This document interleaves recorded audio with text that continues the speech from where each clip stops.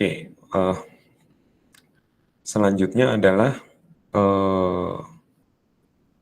ya ini mungkin penjelasan dari saya tadi ya, bahwa deep learning itu adalah subfield dari machine learning yang memanfaatkan artificial neural network atau jaringan saraf tiruan dengan lebih banyak lapisan. Jadi kalau dilihat dari sudut pandang arsitektur atau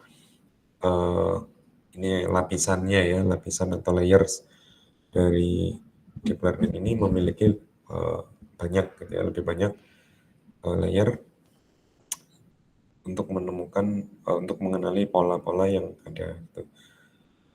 Oke, tujuan utamanya adalah untuk mengekstrak fitur dari data yang sangat besar dan kompleks. Tapi ini seperti ini ya teman-teman ya. Kalau kita berbicara deep learning, maka algoritma atau arsitektur deep learning itu bundling gitu ya antara feature extraction dan learningnya itu sendiri. Ini learning itu proses pengenalan polanya itu ya. Memang ada dua itu tadi. Ini kalau di sini digambarkan udah jadi satu ya antara feature extraction plus classification. Oke, untuk aplikasi-aplikasi deep learning memang lebih banyak diterapkan untuk data-data yang unstructured atau yang tidak terstruktur. Kalau machine learning tadi mungkin ada proses eh, transformasi ya atau mengubah dari data yang tidak terstruktur, kemudian fitur apa yang ingin diambil, fitur-fitur tersebut dimasukkan ke dalam tabel ya atau data tabular yang atau mungkin bisa kita sebut sebagai data yang terstruktur. Ya, ada proses setelah ekstraksi fitur dimasukkan ke eh, data tabular tadi. Nah, kalau di deep learning sendiri ini contohnya misalkan kalau dengan modalitas gambar atau citra kita bisa memanfaatkan nya untuk algoritma pengenalan wajah, klasifikasi objek, dan sebagainya. Oke, kemudian untuk untuk eh, natural language ya atau NLP itu contohnya udah sangat banyak ya. Bahkan eh, ini adalah bisa dianggap sebagai eh, titik awal orang-orang FOMO terhadap AI gitu. Munculnya aplikasi-aplikasi NLP khususnya eh, generatif AI gitu. Ya, kalau mungkin di kulik-kulik lebih dalam lagi sebenarnya juga ada yang memanfaatkan data tabular atau memanfaatkan deep learning untuk melakukan learning terhadap data tabular itu juga ada. Tapi mungkin kurang kurang populer ya, kurang populer karena data tabular sendiri sebenarnya juga sudah cukup ya menggunakan algoritma-algoritma machine learning yang sudah ada. Tuh. Ini contoh-contoh aplikasi real di real world case yang memanfaatkan aplikasi deep learning. Ya tentu kalau seperti contoh yang ada di slide ini, dia lebih kompleks. Bisa jadi secara modalitas, sensor, dan sebagainya gitu ya. Dia nggak hanya satu atau dua, satu arsitektur selesai gitu ya. Sesimpel misalkan melakukan eh, counting atau deteksi objek seperti mendeteksi objek detection atau objek tracking terhadap objek tertentu, eh, pendekatan-pendekatan atau problem case tersebut sebenarnya sudah ada ya sejak sebelum adanya aplikasi deep learning. Tapi semenjak ada aplikasi deep learning, maka eh, shifting antara yang sebelumnya pengenalan fitur itu dilakukan secara manual menuju ke eh, pengenalan fitur itu secara otomatis itu menjadi lebih ditekankan. Oke, ini yang tadi saya sampaikan bahwa kemampuan belajar dari data yang tidak terstruktur ya, seperti gambar, teks, audio, video. Nah, itu di mana data-data tersebut kalau misalkan kita transform misalkan dari gambar itu kan kumpulan dari pixel-pixel ya, kumpulan dari pixel dua dimensi atau bahkan bisa tiga.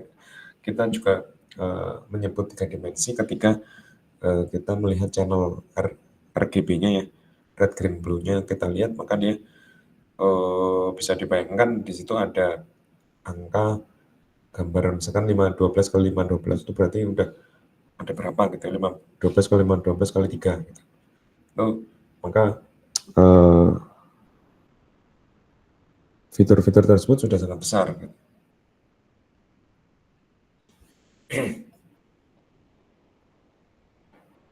Nah, eh, jadi model deep learning seperti yang saya sampaikan tadi memerlukan data untuk training dalam jumlah yang besar untuk mencapai performa optimal ya. Semakin banyak data maka eh, dia akan relatif lebih baik ya untuk mengenali pola yang kompleks.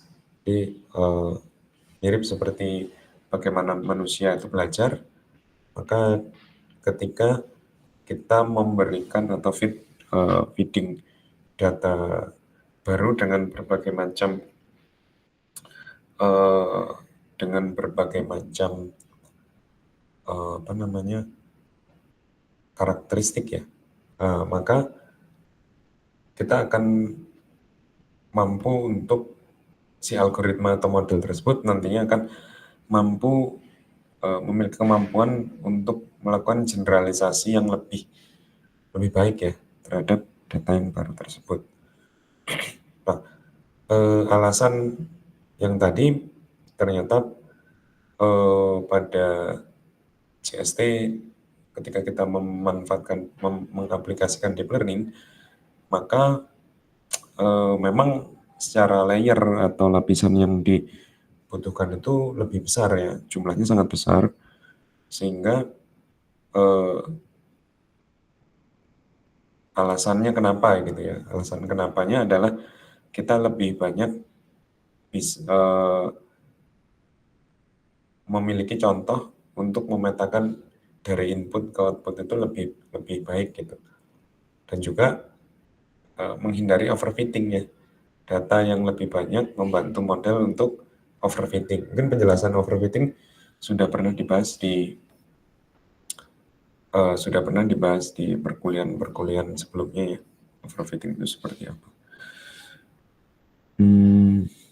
Nah, ini ada tabel antara amount of data dan performance. Kalau deep learning dikasih data yang lebih banyak, maka dia akan lebih baik.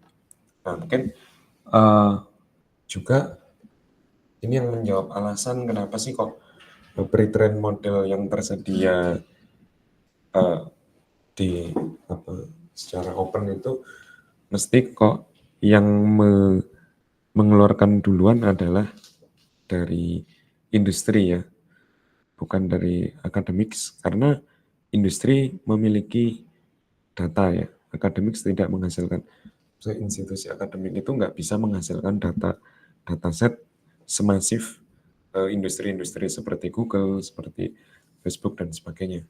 Jadi itu alasan kenapa kok pre-train model yang mungkin banyak digunakan gitu ya, ke ImageNet itu kan eh, itu Microsoft ya yang punya ImageNet. Nah, ini kebutuhan data untuk semakin banyak ya semakin baik juga ya. Nah, kemudian untuk kaitannya dengan lapisan ya, mungkin ilustrasi ini eh, bisa jadi masih bentuk simplifikasi dari deep neural network. Bisa jadi lebih lebih banyak dan lebih kompleks ya. Kalau ini kalau dilihat kan hanya ada 3 layer. Gitu. Kalau mungkin ini sedikit saya tunjukkan.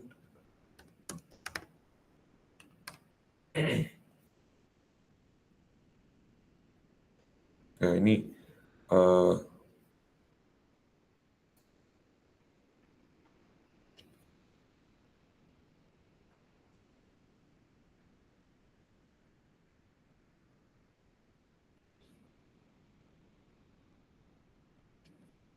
nah ini ya.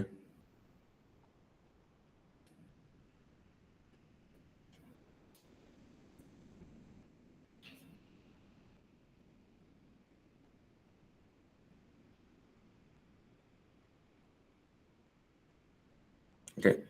Nah, jadi kalau teman-teman lihat di sini memang eh, nampak eh, ini 1, 2, 3, 4, 5, 6, 7. Ada 9 layer ya. Ada 9 layer. Ini adalah AlexNet yang juga udah lumayan jadul ya, 2013 atau 2014 gitu. Eh, Pembagiannya adalah yang sebelah kiri yang tidak ada tanda merahnya ini dia fokusnya di ekstraksi fitur, tapi yang sebelah kanan ini nanti kaitannya dengan klasifikasinya. Jadi selalu seperti itu ya. Dia end to end antara antara porsi untuk saat melakukan ekstraksi fitur dan klasifikasinya itu dia end to end. Nah ini contohnya juga eh, masing-masing layer memiliki input dan output bisa jadi berbeda gitu. Sehingga ada proses transformasi terhadap dimensi untuk tiap-tiap layer. Yang jelas prinsipnya adalah ketika kita punya arsitektur seperti ini, maka eh, layer yang saling ber, berjejer gitu ya, eh, berurutan, maka output dari layer sebelumnya ini size-nya harus sama dengan layer sesudahnya. Kenapa? Karena kebutuhan input yang ada di sini itu kan sudah fix ya semua ya, size dimensi untuk masing-masing layer ini udah fix.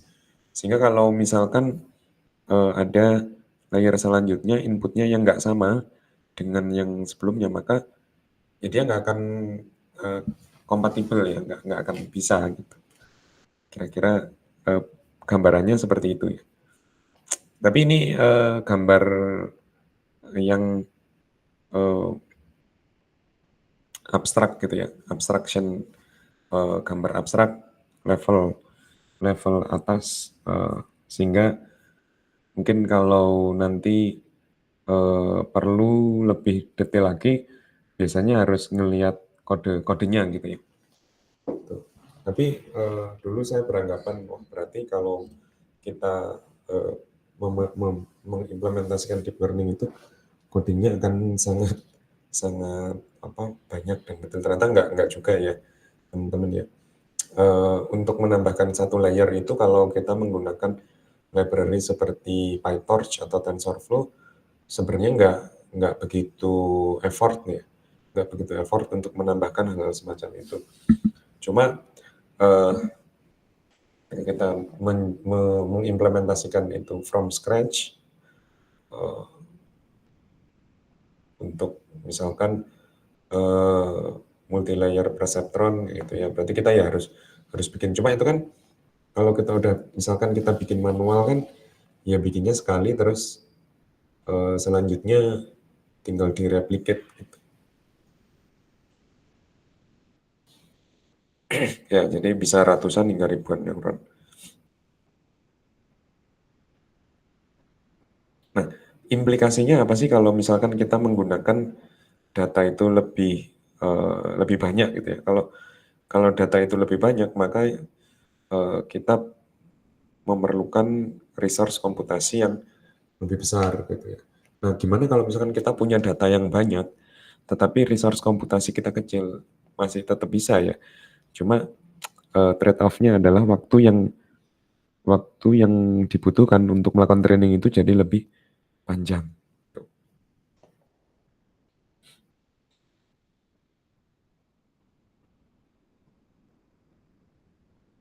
Ya, jadi komputasi dan waktu pelatihan yang akan. Oke, ini secara timeline mungkin kita nggak kalau eh,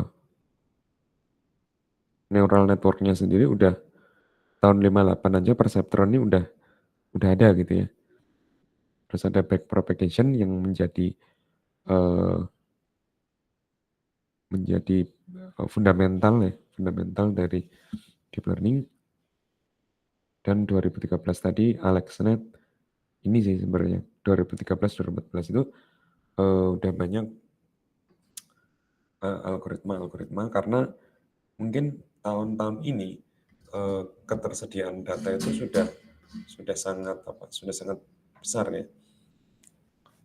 Ya ini nggak bisa dikatakan tiba-tiba aja gitu. Tiba-tiba ada deep learning jadi populer atau banyak dibicarakan enggak. Tapi karena ya tadi karena ada perkembangan digital, eh, mobile phone dan sebagainya, internet, teknologi internet yang semakin semakin besar, maka generated data oleh human itu jadi lebih banyak juga gitu. Yang kemudian diikuti juga oleh kemunculan atau GPU itu jadi kapasitasnya jadi lebih besar gitu ya, hardware untuk infrastruktur sehingga orang-orang mampu untuk melakukan penelitian-penelitian yang nggak bisa dilakukan sebelumnya. Tuh. Oke, mungkin apakah ada pertanyaan terlebih dahulu?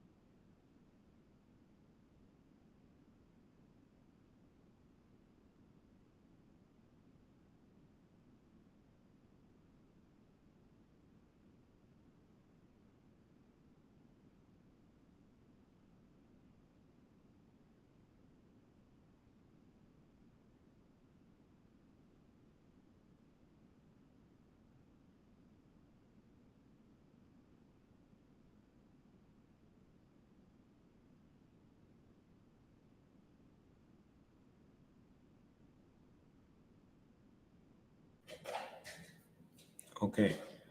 Eh, ya, jadi ketika kita breakdown ya untuk arsitektur dari jaringan deep learning ini nggak nggak hanya tidak hanya eh, berisi eh, neuron gitu ya, atau boleh dibilang eh, vanilla artificial neural network, tapi di dalamnya juga banyak layer yang dibutuhkan ya. Eh, Mungkin boleh saya bilang ini layer-layer pendukung, misalkan pooling layer gitu ya. Kalau convolutional layer mungkin ini adalah layer utama ketika kita berbicara data-data spasial ya. Kalau data spasial sebagai gambar kita menggunakan eh, konsep konvolusi ya dalam eh, merepresentasikan data itu dalam bentuk grid ya, seperti gambar pixel itu kan ada panjang ada width dan height-nya, length-nya, kemudian masing-masing pixel itu memiliki nilai seperti itu. Nah, ini kalau kita gunakan di sini eh, adalah convolutional neural network. Sebenarnya algoritma konvolusi sendiri sudah ada ya, sudah ada di bidang computer vision, tanpa neural network pun itu sudah ada gitu.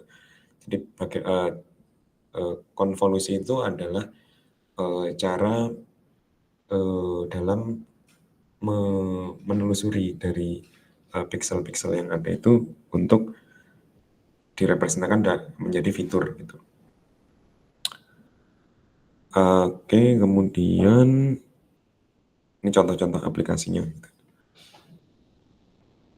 Ini kalau ekstraksi fitur itu ada di sini, klasifikasinya ada di sini. Ini biasanya menggunakan uh, fully connected layers atau uh, biasa juga disebut dense layer ya, dense dense layer. Karena mereka saling apa satu sama lain ini ya, saling dioperasikan gitu, dikalikan, dijumlahkan gitu. Dan jangan lupa ada masing-masing itu ada fungsi aktivasinya gitu. Makanya eh, di deep learning ini pemahaman terkait dengan JST sangat sangat penting ya, sangat dibutuhkan.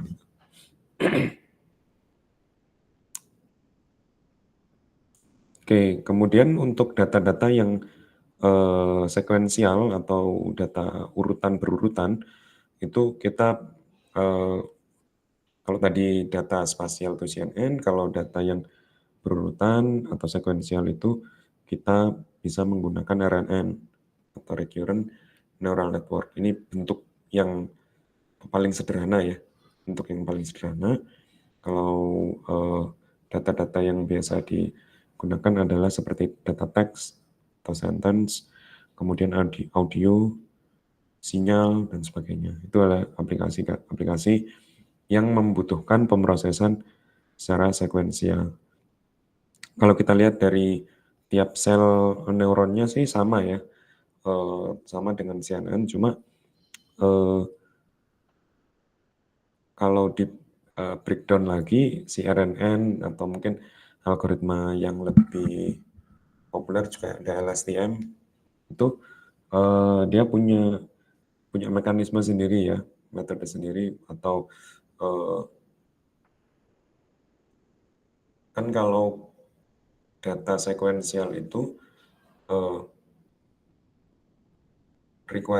requirementnya atau kebutuhannya adalah ketika kita membaca atau menelusuri sekuen-sekuen awal, sekuen-sekuen awal itu dianggap yang nantinya akan mempengaruhi sekuen selanjutnya. Misalkan ketika teman-teman di sini membaca tulisan jenis jaringan saraf tiruan yang dirancang untuk memproses data. Ini kan nggak bisa dibolak-balik ya. Kalau dibolak-balik, informasinya akan hilang seperti itu. Oke, kemudian dari sini tadi RNN yang ada ini bergeser ke arsitektur transformer yang lebih advance gitu.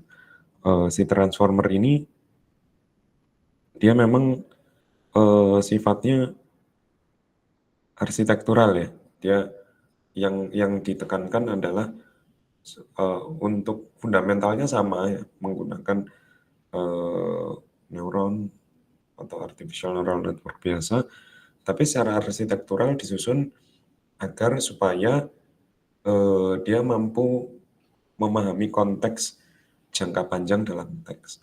Jadi kalau kalimatnya itu panjang, dia nggak akan eh, apa istilahnya catastrophic forgetting. Jadi lupa di bagian-bagian yang awal. Tadi ngomong apa ya di awal kayak gitu. Untuk jangka yang panjang. Sehingga transformer ini menjadi fundamental dari beberapa aplikasi arsitektur yang lebih terkini gitu. Misalkan BERT atau bidirectional encoding representation transformer. Itu BERT ya. Apa singkatannya bidirectional encoding representation transformer. Dia khusus untuk eh, me,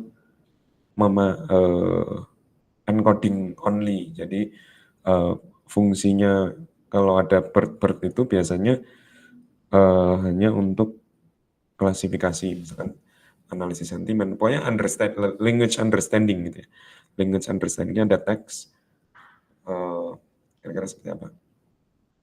Berbeda dengan uh, decoder only ya. Decoder only contohnya seperti GPT ya, arsitektur GPT, generative pre-trained transformer, dan turunannya saat ini udah sangat banyak ya. Tahun lalu saya jelasin itu arsitekturnya masih belum sebanyak sekarang. Aplikasinya ya NLP secara umum. Nah ini eh, ketika kita berbicara neuron, neuron adalah unit terkecil dan blok pembangun jaringan saraf tiruan. Sesimpel ini, ada input dan ada output, di tengah-tengahnya ada proses. Disebutkan bahwa sebuah neuron bisa mengambil sekumpulan input dan melakukan beberapa perhitungan matematis dan memberikan output.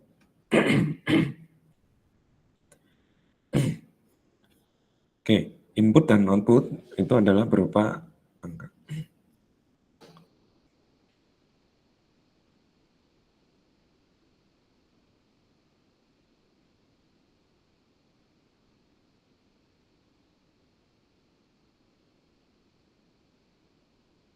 Input dan output itu berupa angka, sehingga gambar, baik itu gambar, dokumen teks, audio, video, itu semua harus direpresentasikan dalam angka, baik itu positif maupun negatif. Ini contoh yang sangat simpel.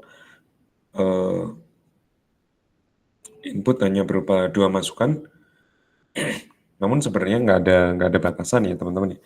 Untuk jumlah input itu harus ada berapa. Nah kemudian perhitungan pertama yang dilakukan adalah kita melakukan pembobotan, gitu. Pembobotan terhadap masing-masing input.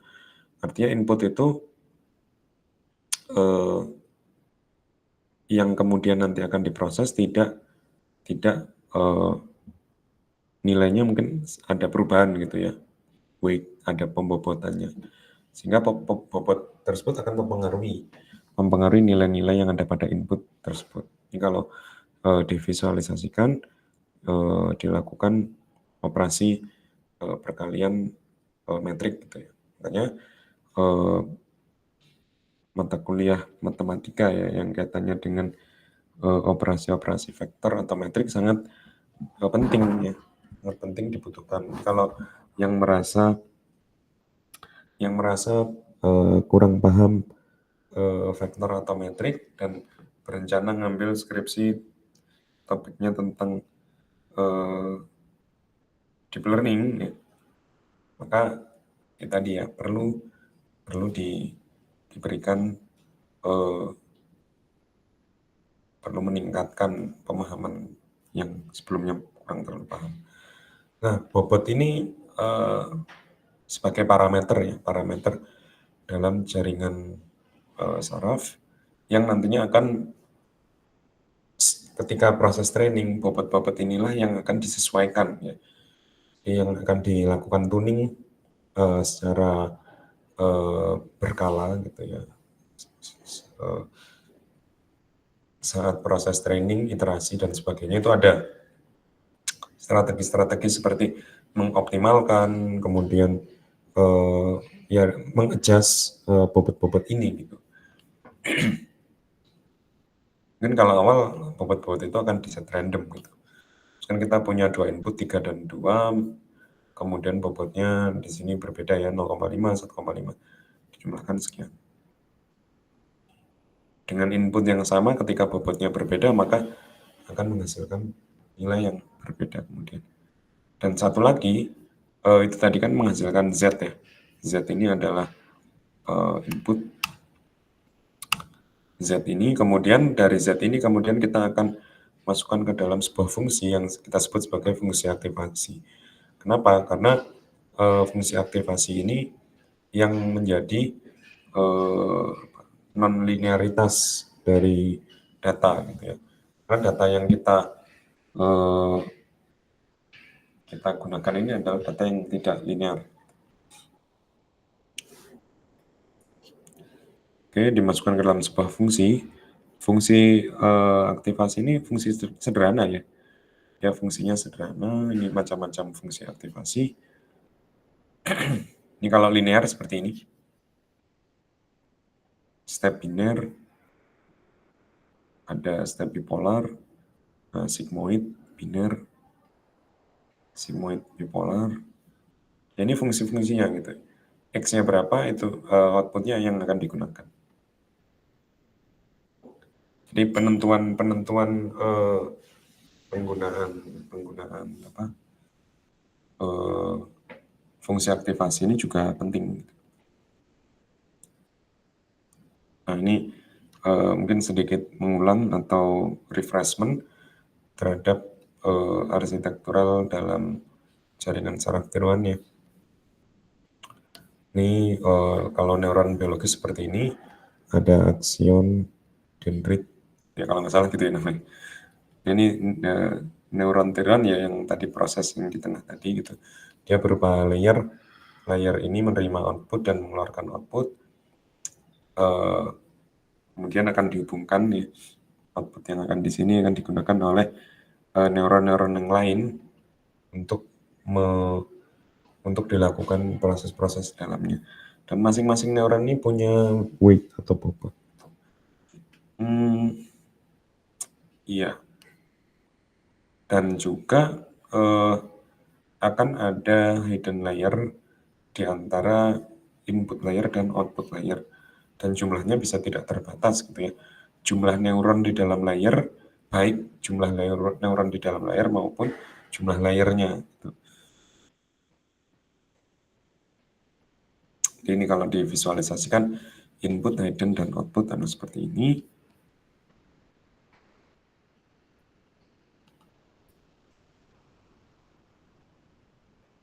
Nah, proses training ya atau proses learning pelatihan dalam deep learning ini ada forward propagation, yaitu data input diproses melalui jaringan saraf untuk menghasilkan output. Kemudian data dimulai dari lapisan input, di mana setiap fitur dari data dapat dikirimkan ke layer-layer berikutnya. Ini mungkin di vanilla artificial neural network itu sudah umum ya melakukan forward propagation, forward, dan kemudian nanti ada menghitung loss atau errornya, dan yang terakhir adalah melakukan back propagation. Ini tahapnya ada 3 itu ya teman-teman. Nanti di pertemuan selanjutnya akan lebih detail ya untuk pembahasan forward.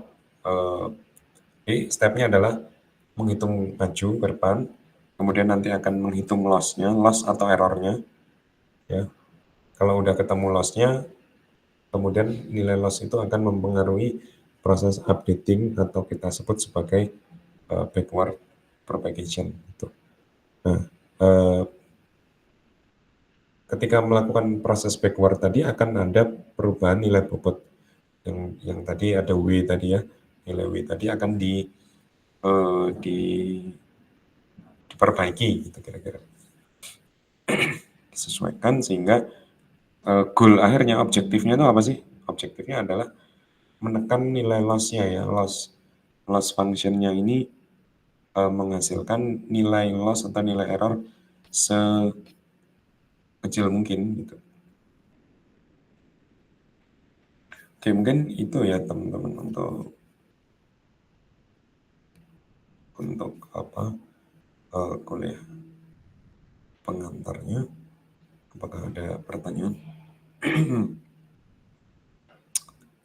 Silakan untuk enroll di Brown juga ya.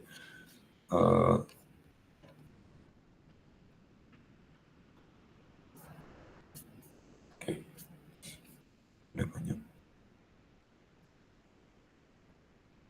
Baik, jika belum ada pertanyaan, mungkin silakan kalau ada pertanyaan yang mungkin belum sempat ditanyakan, bisa disampaikan di grup atau langsung menemui saya di lantai 7 ya, F7 F7928. Baik, saya akhiri untuk perkuliahan hari ini. Selamat pagi, Assalamualaikum warahmatullahi wabarakatuh. Waalaikumsalam warahmatullahi wabarakatuh. Terima kasih, Bapak. Terima kasih, Pak. Terima kasih, Bapak.